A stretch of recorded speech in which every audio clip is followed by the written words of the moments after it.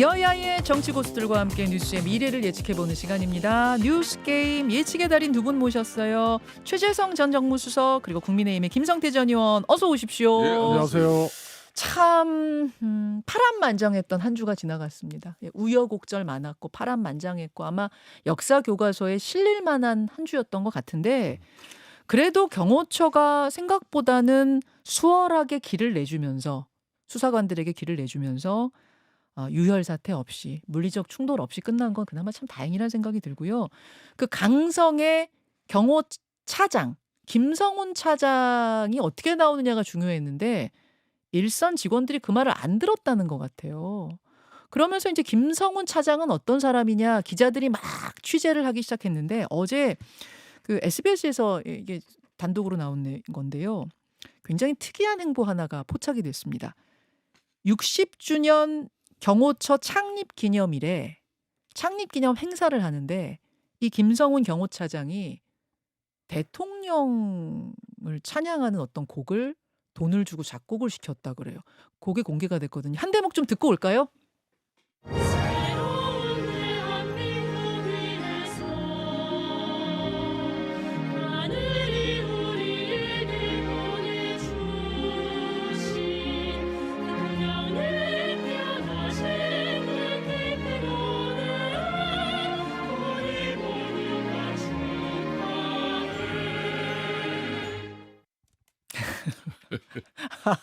이거 웃어야지 뭐 어떡합니까? CBS 방송하고 잘 어울리는 컨셉인데.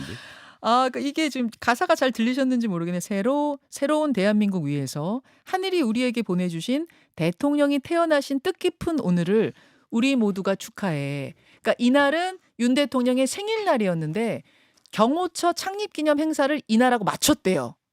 그래서 생일 파티 겸 창립기념 행사가 됐고 지금 저 합창 부르는 사람들 목소리 굉장히 전문적이잖아요. 전문가들이 맞아요. 전문가들을 초빙해서 노래를 녹음을 한 건데 녹음실에서 비밀보호 각서까지 다 썼답니다.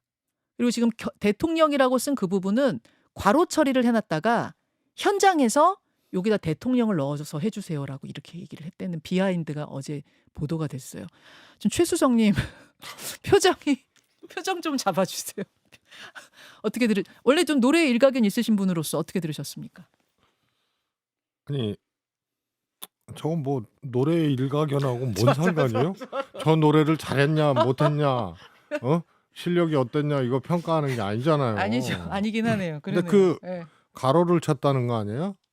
괄호를 쳐서 네. 그날 공개했대요. 그 녹음날. 가로 친 게 네, 대한민국하고 대통령이거든요. 맞아요. 근데 대한민국을 북조선 인민으로 바꾸고 예. 대통령을 수령님으로 바꾸면 그 정도 수준이에요. 저게 보세요. 참 자, 김성태 전 의원께서는 어떻게 들으셨습니까? 그러니까 원래 이분이 이제 경호처 공채로 들어가 가지고 예. 원래 자기 분야는 이제 그 안보 통신 전문가로서 역할을 했잖아요. 네. 이 도청 내지는 감청 이런 부분에 대해서 맞아요. 이런 전문가 역할을 했는데 어느 날 뭐 행정기획통이 돼 가지고 사실상 윤석열 대통령 경호처의 중심이 돼 버렸죠. 그런데 이제 문제는 이 친구가 저게 이제 한 윤석열 대통령 국정 집권 5,600분 그 5,600분이 이제 지났다는 거죠, 지금. 5,600분이 예. 지났다. 대통령 취임 5,600분 지났다. 80만 5,600분. 80만 5,600분 네. 지났다. 그래서 500 며칠이라는 거예요. 예. 그래가지고 이제 예. 저 노래 자체를 적어도 어디서 나왔겠습니까? 결론은 경호처 내부에 제보로 저게 이제 기사화된 거 아니겠습니까? 그러니까 이제 지난번 이제 2차 체포영장 집행 당시에도 네. 당시 김성훈 차장은 강경하게 1차처럼 스크럼 짜고 대응을 하길 바랬지만은 경호처 가장급에서 특히 그렇죠. 가장급에서 자기 정위치 원위치에서 그냥 근무하고 네. 거 가서 뭐 이 체포영장 집행 그런 수사관들하고 물리적 충돌적 우리 하지 말자 그렇게 해서 이게 순조롭게 이제 맞아요. 영장 집행이 된 거죠. 이게 왜 그랬겠습니까? 평상시 이제 김성훈 이 경호차장이 김성훈은 과도한 맞아요. 윤석열 대통령에 대한 어떤 그런 자신의 어떤 사익적인 측면에서 이런 여러 가지 볼상사나운 모습들이 쌓인 거죠. 교감과 공감을 얻지 못한 거죠. 그렇죠. 그러니까 이런 내용이 이제 제보가 나오는 겁니다. 그러니까 지금 가사를 조금만 더 소개하자면 저희가 소개드린 거 외에도 이런 게 있어요. 84만 5,280분의 귀한 시간들 오로지 국민만 생각한 당신. 52만 5,600분의 귀한 시간들 어떻게 재요? 1년의 시간. 완전히 북조선이라니까요. 이거 이거 원래 군주제도 저런 게 안 하거든요. 조선조에서도 하늘이 내리신 임금님들이 안 하거든요. 그리고 이 공화정 민주공화정 네. 대한민국에서 저렇게 표현할 정도면 저거는 아주 기형적인 이 국가 체제. 북한 정도 아니면 안 되는 정신 세계. 바로 요걸 이제 만들고 기획한 사람이 김성훈 경호차장이었다. 요 얘기고 우리 국민 세금으로 저거 만들고 다 돈도 꽤 많이 줬다 그러거든요. 저 참여한 저 노래 부른 분들 뭐 300만 원 이상 작사분들 줬대요. 많이 줬대요. 네. 다 우리 세금 아닙니까? 그거 생각하면 복장이 터져요. 하여튼 그러다 보니까 경호처 직원들도 말을 안 듣고 그날 순순히 길을 내준 게 아니겠느냐. 이렇게 좀 정리가 되는데 그래서 이제 체포가 됐습니다. 체포가 됐고 이 조사를 받게 된 윤 대통령 묵비권을 지금 계속 행사하고 있거든요. 수석님 묵비권 요 모습은 어떻게 보고 계세요? 저는 이제 탄핵 소추 과정에 있고 그 다음에 이제 형사적으로 이 소추 과정이 있고 이 두 갈래 아니에요. 네. 뭐 다 아시다시피 그래서 요 형사적인 과정은 묵비권으로 일관하는 것 같고 탄핵 과정은 이제 대응을 하는 거고 그런 차원 같아요. 그래서 형사적인 과정은 제가 보기에는 이 뭐라 그럴까요? 고도의 전략 뭐 이런 게 아니고요. 이거 어떻게 대응을 못 하는 거예요. 윤 대통령 아하. 쪽에서. 그러니까 입 닫는 거 말고는 없고 과정상의 흠결 있잖아요. 네. 이거를 주장을 하는 거죠. 예. 예를 들어서 뭐 서부지원에 뭐 체포영장 청구를 했다든가 뭐 이런 거. 경비 사단장 55 경비단장이 뭐 도장을 줬다더라 예, 안 줬다더라 뭐 이런 그런 거 말고는 그래서 이 재판이나 이런 과정이 이제 앞으로 불법적이다. 과정의 불법 뭐 이런 거 말고는 주장할 게 없고요. 그 다음에 관련된 어떤 장성들이나 심지어는 김용현 전 국방부 장관까지도 서로 진술이 충돌하는. 아하. 이제 서면 답변을 냈는데 충돌하는. 그래서 말을 할 수가 없는 거예요. 그런 거라고 예. 이제 대처할 방법이 없어서 묵비권을 쓴다고 보시는 거군요. 아니 지금은 이제 과정의 흠결을 제기하면서 예. 공수처 권한도 없는데 무슨 공수처가 예. 수사를 하고 체포영장 발부하느냐. 그래서 입 닫는 거지만 기실 내용적으로 들어가도 입 여는 게 별로 이 책략이 없어요. 알겠습니다. 그 와중에 이제 체포 적부심을 어제 신청했다가 서부지법 말고 중앙지법에 신청했어요. 그동안 서부지법 저기 되게 편파적이다. 뭐 이렇게 이야기를 했던 서부지법 말고 서울중앙지법에 신청을 했는데도 기각이 됐습니다. 김성태 전 의원님. 예.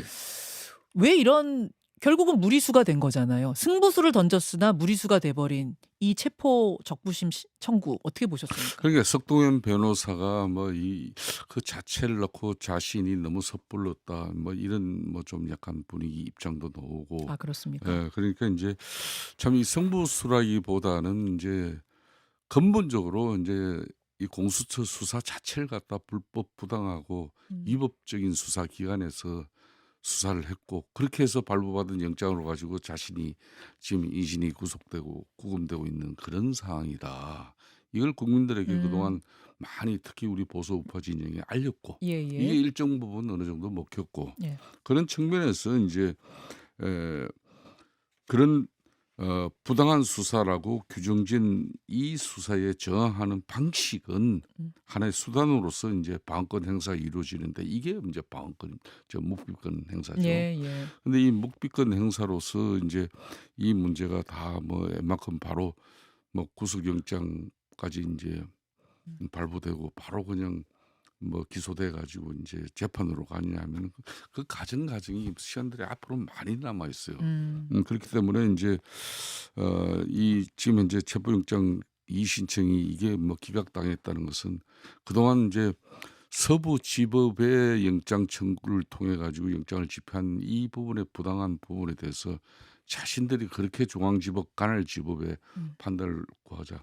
이게 이제 중앙지법에서 영장이 어제 기각됐다는 것은 네. 이 신청 자체가 기각됐다는 것은 이제 앞으로 윤석열 대통령 측 변호인이나 윤석열 대통령 자신의 입장에서는 상당히 갈 길이 이제 험해지는 거죠. 갈 길이 험해지는 거죠. 더 이상 어떤 논리로 뭔가를 내세울 저는 명분을 제가 이 잃어버린- 방송에도 몇 번 그랬지 않습니까?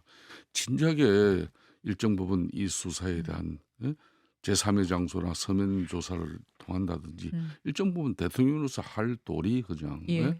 그럼 뭐 그 부분에 대해서는 공수처의 논란은 있지만은 이건 나중에 내가 따지더라도 내가 할 도리 다 하겠다. 그렇죠. 본인의 법과 이제 정치적 책임지겠다 그랬으니까 그렇게 나왔으면 최소한 전 세계 외신을 통해서 대통령 현직 대통령이 구속 구금되는 이 사항은 피할 수도 있지 않겠습니까?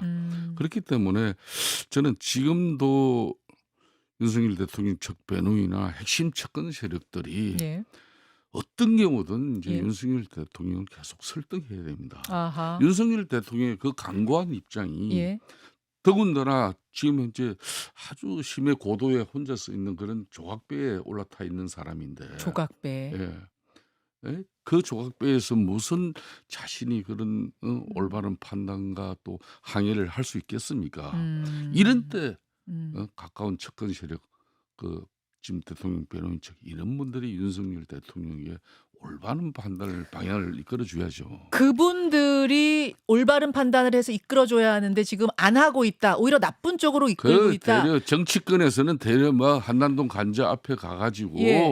뭐 저 정가운 목사 그냥 그 집회에 가서 올라가서 마이크 한번 잡고 그러는 게 자신들은 윤석열 대통령의 측근 세력으로서 호가호위 세력으로서 최선을 다하는 그런 모습으로 국민들에게 자기 정치하는 그 모습이 대려 윤석열 대통령이 슬기롭고 지혜롭게 지금 이 상황을 대처하는 방식하고는 거리가 먼 거예요. 아, 거리가 먼 겁니까? 그 저희 이야기가 틀렸습니까? 처음부터 저는 그랬잖아요. 오히려 그게 사지로 모는 행위라고 보세요? 그렇습니다. 그분들 자기 정치하는 거라고 보세요? 저는 그렇습니다. 아, 근데요, 최수정님.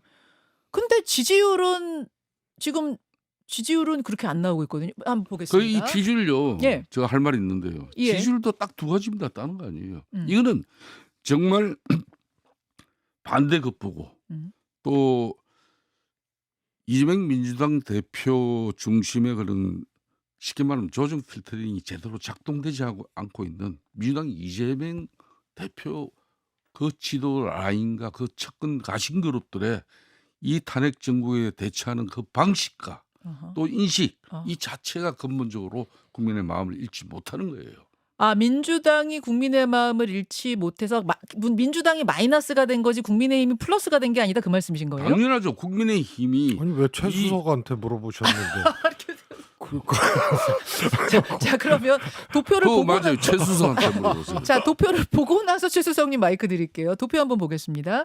1월 13일에서 15일까지 무선 전화 면접 방식으로 엠브레인 퍼블릭, 케이스텐 리서치, 코리아 리서치, 한국 리서치 4개 회사가 MBS 조사를 한 건데요. 중앙선거 여론조사 심의위원회 홈페이지 참고하시면 되고요. 자, 정당 지지율 보겠습니다. 정당 지지율 국민의힘 35%, 민주당 33%, 크로스가 됐습니다. 국민의힘과 민주당의 지지율이 국민의힘이 더 올라갔어요. 예, 물론 오차범위 내에 격차긴 합니다만. 자, 이거 어떻게 해석하세요, 최수영님은? 그 윤석열 대통령이요. 법적 대응을 하면은 방법이 뭐죠? 어차피 안 되는 거예요. 계엄이 실패한 후로. 그래서 윤 대통령은 일관된 메시지를 던지고 있거든요. 나 잘못한 거 없다. 대한민국이 위기다. 네. 반국가 세력, 음흠. 입법 독재, 뭐 끝까지 싸우겠다. 그래서 법률적 대응을 하는 게 아니고 법률적 대응을 해봤자 안 돼. 그거는 뭐 누가 봐도 안 되는 거 아니에요? 계엄 저지르고 이게 반헌법적이고 위법적이고. 그래서 탄핵도 기각 안 되고 법적으로 무죄 안 되고. 음흠. 그래서 정치적 대응을 처음부터 하겠다고 마음먹은 거예요. 여론전. 그래서 제가 장애투쟁이라 그랬잖아요. 음. 윤 대통령의 메시지는 장애투쟁 메시지다. 예. 그 지금도 그러고 있는 거예요. 음. 그걸로 쭉 일관을 하면서 일정 정도 성공한 거 아니에요?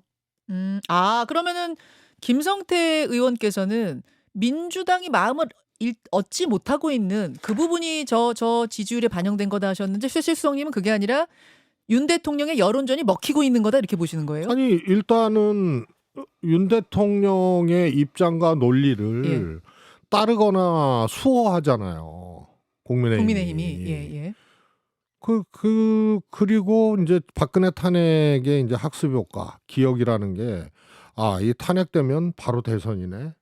그래서 지금 대선이 진행 중인 상황이 돼버린 거예요. 이미 대선 공약. 그래서 이제 보수가 결집했는데요. 네. 저게 이제 계엄 전에 네. 20% 후반대 국민의힘 지지율 예. 이것이 일시적으로 20% 중반대로 좀 떨어졌다가 다시 회복된 거라서요. 이번엔 큰 어떻게 보면은 업다운이 없는 거예요. 계엄 전 상황하고 후 상황하고 그렇죠. 돌아온 20% 거죠. 후반대 예. 유지하다가 예. 더 올라간 거거든요. 여기서 중도층이 이동을 해요. 음. 요 점에 대해서는 민주당의 대응 음. 이런 것들이 작동을 한 거다. 민주당이 아. 잘못 대응하고 아하. 때로는 조금 능력이 없어 보이고 무책임하고 혹은 또 거칠고 조롱하고 뭐 이런 과정이 상승 결집을 조금 더 가속화시키고 중도층을 이동하게 만든 게 있어요. 아하. 그래서 애당초 결집은 보수의 결집은 저는 지금 대선이구나 해서 지금 대선이 진행 중인 이런 거고 여기서 크로스까지 날 정도는 저건 반드시 중도층이 이동을 한 거예요. 국민의힘 지지층만으로는 크로스 안 나요. 그렇습니다. 그래서 중도층 이동이 뭐 조사상에서도 보이니까요. 예. 저런 것에 이제 영향을 준 거고 그거는 민주당이 뭐 살펴봐야 될 분명한 지점들이 있습니다. 그렇게 보시면. 그러니까 이재명 대표도 이재명 대표 중심의 민주당 의원들은 쉽게 말하면 포켓 정치인으로서 마음대로 자신이 주무를 수 있고 또 윤석열 대통령도 그동안 국민의힘 마음대로 주무를 수 있었다 하지만은 국민들은 이 국면마다 국민의 생각은 달라지는 겁니다. 12상 비상계엄을 윤석열 대통령이 아무리 이제 대통령이 통치 권한 행사를 했다 하지만 바로 국민들은 그 잘못됐다는 판단입니다. 그때 그 비상계엄 자체를 국민들이 찬성하는 국민들은 절대적으로 적었어요. 그죠? 네. 그렇기 때문에 그 국민들의 뜻을 받들어서 국회에서 탄핵소추, 예. 계엄 해제도 하고 탄핵소추 의결까지도 해버리면서 헌재 심판으로 이걸 넘겼잖아요. 예. 그러면 이 국민마다 국민들의 마음은 달라지는데 예. 민주당이 이재명 대표의 중심의 그 마음은 자 이제 이 상황에서 국민들은 어떤 생각을 가지냐 하면은 지금 현재 절차적 정당성은 무시하고라도 이 절대적 입법 권력이 수사 주체에 관여하고 그러니까 이제 공수처 이런 이 영장 발부 과정의 서부 지법이라든지 또 공수처가 오버한 그런 여러 가지 상황이 나온 거. 그 뒷배경에는 민당이 있다고 보는 상당한 국민들이 있는 거예요. 그게 지지율에 반영된 또 거다. 아울러서 그것도 또 부족해가지고 헌재 심판까지도 내란죄를 국회에서 탄핵소추 의결한 그 내용의 핵심 내용인 그 내란죄마저도 드러내가지고 오로지 헌재 심판을 빠르게 결정 나게끔 하는 그런 정치 행위만 이 사람들이 일관했어요. 그러다 보니까 국민들이 이거는 국민들은 거듭 이야기지만 국민마다 윤석열 대통령 탄핵 비상계엄 이건 잘못했는데 그렇다고 해서 대한민국 헌법과 법률에 의한 이런 사법 절차가 절대 정치적 어떤 영향을 받지 않고 정말 엄중하면서도 이거는 법률가적인 또 사법 체계의 또 어떤 규정에 맞게끔 이게 진행되는구나 그런 인식을 가져야 되는데 이 과도한 입법 권력이 영향력을 행사하고 있다. 이렇게 국민들은 보는 거예요. 그게 이제 우리 보수층 결집뿐만 아니라 중도층까지도 일부 마음을 움직인 거고 어허. 지금 이 상황 그래서 저 밖에서 한 이야기가 예. 이 최재성 수석 같은 사람이 이재명 대표 옆에 있으면 지금 뭐 이렇게 끌고 가진 않은데 상당히 땡큐다. 에? 이거는 이간지게. 이간질 하시는 거라는데요. 아니 근데 아니 이런 거죠. 양쪽 그러면 다- 이간질은 이런 거예요. 지난 예. 12월 19일 작년 예. 롯데호텔 소공동 롯데호텔에서 박지원 민주당 의원이 윤석열 대통령 측근 인사랑 만났다 그랬어요. 그때 만나서 쉽게 말하면 거국 내각 총리 제안했다.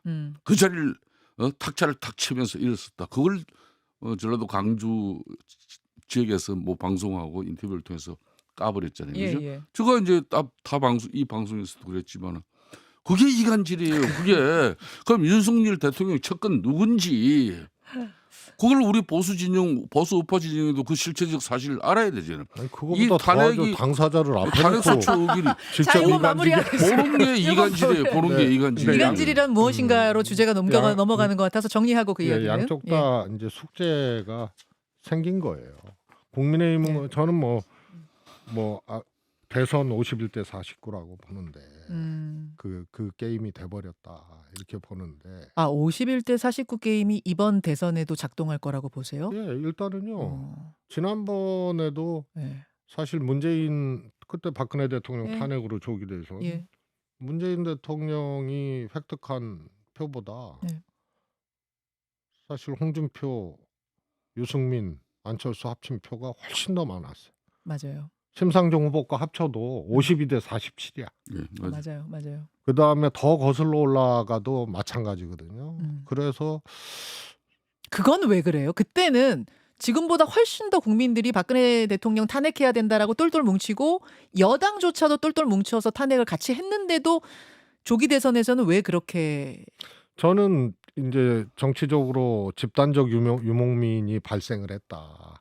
그러니까 당시 국민의힘 박근혜 탄핵 예. 그래서 합리적 보수 중도 보수까지도 저거 안 되겠다 해서 떠돌아다녔어요. 예, 예. 그래서 안철수 후보 지지로도 가고 예. 그게 한 15% 정도 됐거든요. 그렇죠. 그 유목민이. 그리고 심지어는 안희정 지사한테도 가서 한때는 문재인 후보하고 안희정 지사가 지지율이 똑같은 적도 있었어요. 안철수는 한번 이긴 적도 있었고 안철수 어허. 대표는. 그래서 그런 현상이에요. 근데 지금은 이준석 정도 빼고 그런데 이미 이제 결별해서 돌아다니던 다른 이제 개혁신당으로 만든 거고.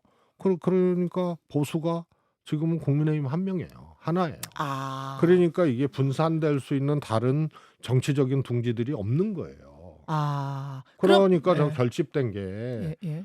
저는 더 올라가지는 않을 거지만 내려가지는 않는다. 이미 음. 결집이다.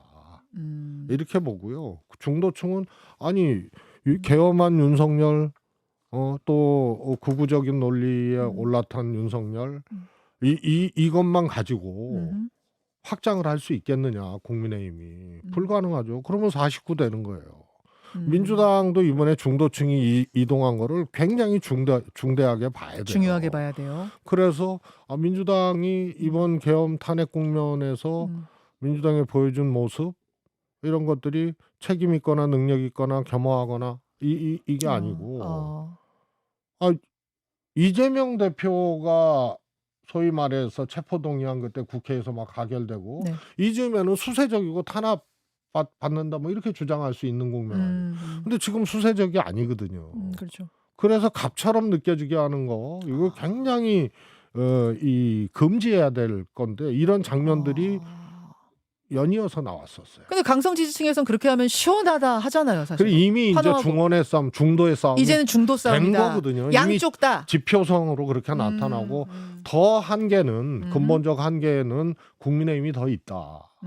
그런데 민주당이 어떻게 하느냐에 달려 있는 예. 거기 때문에 예. 조금 민주당이 낫죠. 제가 이제 지금 이 상황에 대해서 예. 조금만 말씀드리면 아마 마무리 발언 될 것 같습니다. 예. 예. 지금 이제 어제 제가 전직 대통령 한 분하고 네. 이제 오찬을 했었어요. 아, 그러셨어요? 예, 그래서 몇 번 전직 뭐 의원들하고. 예. 근데 그 이제 대통령을 모시는 가까운 아주 접근 지금 현재 모시는 분한테 이분은 지금 현재 그러면 조기 대선이 오면은 누굴 생각하고 계시냐? 내가 그렇게 물었어요. 그 전직 대통령한테 예, 전직 대통령 지금 모시고 있는 모시는 분한테. 예, 지금 바로 모든 뭐 일정이나 예. 모든 걸 다 모시고 있는 사람이. 그래서 나 참 의외의 답변을 제가 들었어요. 무슨 답변 아, 좀 들으셨어요? 궁금하죠. 예. 예, 그래서 저는 이제 의외로 그분이 이런 분 같으면은 그게 나훈아 씨입니다. 나훈아 선생이에요. 가수 나훈아 씨요? 그렇죠. 그게 이제 편하게 한 이야기지만은 내 옆 테이블에서 앉아서 오. 제가 이제 좀 전에 최세성 수석 이야기하지만 이런 거예요. 잠깐 가수 나훈아 씨를 예. 그분이 후보로 찍은 이유는 뭐예요? 아니 찍었다기보다는 이런 분이면 지금 된다? 이런 상황에 이런 정도 사람이면은 우리 쉽게 말하는 보수 진영에서 해볼 만하다?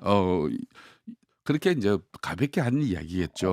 어. 그렇지만은 저에게는 시사하는 파가 컸었어요. 예예. 어떤 그렇게 것이 나훈아 씨 지금 은퇴 공연을 가지고 보십시오. 처음에 12상 비상계엄을 윤석열 대통령이 선포하니까 네. 나훈아 씨가 모 공연장에서 예. 그건 대단히 잘못된 거죠. 비판했어요. 비판했어요. 자, 그때 쉽게 말하면 보수 지정에서는 아무 말 안 하고 우리는 거의 반성 모드로 그걸 듣고 있었어요. 네. 그런데 또 이제 얼마 전에 이제 그 공연에서 M8 니들은 잘했나 그러니까 그 이제 이 민주당 전남지사부터 뭐 의원들까지 다 들고 일어났어. 비판했어요. 이게 바로 지금 민주당의 현주소입니다. 그렇기 때문에 제가 하는 이야기는 보수 정당 본산 이 국민의힘이 거구적 스탠스로 이 탄핵 중국을 계속 윤석열 대통령이 옹호하고 그대로 일관해버리면 국민들의 마음은 또 금방 언제 떠날지 몰라요. 예. 그렇기 때문에 지금 현 상황에 대해서 민주당이나 국민의힘이나 예. 지금 결론은 내부에서 전략적 사고를 어떻게 가지냐 여기 싸움이에요. 하여튼 알겠습니다. 조용필 선생님은 건들지 마세요. 나훈아 씨까지 이렇게 저도 개인적으로 나훈아 선생님 존경합니다. 여기까지 하겠습니다. 그래서 나훈아 씨가 소환되는 네. 오늘의 뉴스 게임이었습니다. 두 분과 여기서 인사 나누죠. 고맙습니다. 감사합니다. 김현정의 뉴스쇼는 시청자 여러분의 참여를 기다립니다. 구독과 좋아요, 댓글 잊지 않으셨죠?